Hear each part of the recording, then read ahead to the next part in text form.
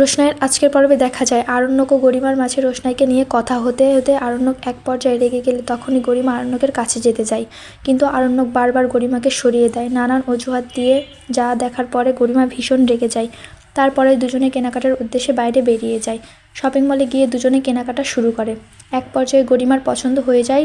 তারপরে গরিমা বলে, আমার এই ড্রেসগুলো পছন্দ হয়েছে, আমি বরং ট্রায়াল দিয়ে আসি। ঠিক তখনই আদিত্য কাপুর রোশনাইকে নিয়ে একই শপিং মলে এসে হাজির হয়। আদিত্য কাপুর ভেতরে ঢুকেই বলে, এখানের সব থেকে দামি ড্রেসটি দেখান।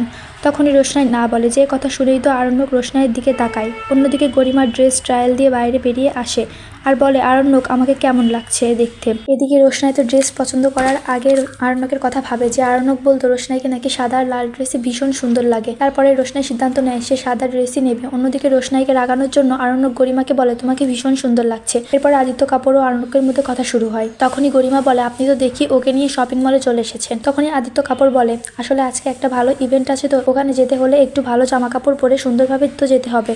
কিন্তু ম্যাডাম তো আমার দেওয়া কোনো ড্রেসই উপহার নিতে চাইছিলেন না, বরং উনি বলল উনি নাকি আমার টাকাটা শোধ করে দেবে, তাই ওনাকে এখানে নিয়ে এসেছি। একইভাবে দুই পক্ষের মধ্যে কথা কাটাকাটি শুরু হয়ে যায়। অন্যদিকে আরণ্যক গরিমাকে বলে, তোমাকে তো একটু বেশি সুন্দর লাগতে হবে, কারণ ওখানে যেতে যতই হোক তোমাকে নিয়েই কিন্তু এই অনুষ্ঠানটি হচ্ছে। তখনই আদিত্য কাপুর বলে, না, ওখানে সবাইকে সমান চোখে দেখা হয়ে থাকে, কারণ যারা কম্পিটিটর ছিল তারা তো কম পরিশ্রম করেনি, তারা তো যথেষ্ট কষ্ট করেই করেছে, তাই না? আমার যতদূর মনে হয় যে একটু আগে হেরে গেছে এবং যে জিতেছে তাদের দুজনের মধ্যে খুব একটা পার্থক্য নেই। আদিত্য কাপুরের এমন কথা শুনে গরিমা কড়া ভাষায় উত্তর দিয়ে দেয়। অন্যদিকে রোশনাই আদিত্য কাপুরকে বলে, ছেড়ে দিন না, কোনো কথা উঠতে কোন কথা উঠে আসবে, লাস্টে সবকিছু উল্টোপাল্টা হয়ে যাবে। যেটা শুনে তো ভীষণ সন্দেহ হয় গরিমার মনে। গরিমা বলে, কি বলতে চাচ্ছ রোশনাই তুমি? তখনই রোশনাই বলে, আমি কি বলতে চাচ্ছি গরিমা, তোমার স্বামী সেটা ভালো মতোই বুঝতে পেরেছে, তুমি বরং তোমার স্বামীর থেকেই শুনে নাও না। যে কথাকে শুনে তো গরিমা আরো রেগে যায়, আরণ্য কোনো কথাই বলতে পারে না। অন্যদিকে আদিত্য রোশনাইকে বলে, যাও তুমি ট্রায়াল দিয়ে আসো।